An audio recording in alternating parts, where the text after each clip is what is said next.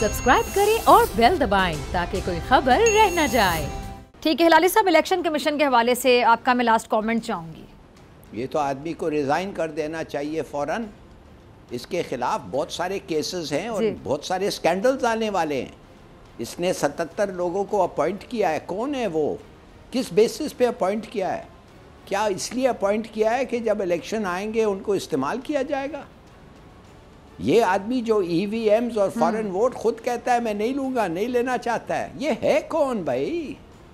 इसको वाकई अगर ये जेंटलमैन होता तो कहता है कि मैं नहीं खड़ा होना चाहता इलेक्शन, फेयर इलेक्शन और पार्टीज़ के बीच में। मैं थैंक यू वेरी मच, मुझे एक और नौकरी दे दें, मैं जा रहा हूँ। आखिर ये तो गवर्नमेंट सर्वेंट है। ठीक, ये क्या कह रहा है कि मैं नहीं जाऊँगा, इलेक्शन भी नहीं कराऊँगा। It's sad, sickening. Actually, अब sad यार इनको रिजाइन दे देना चाहिए आपके मुताबिक फौरन।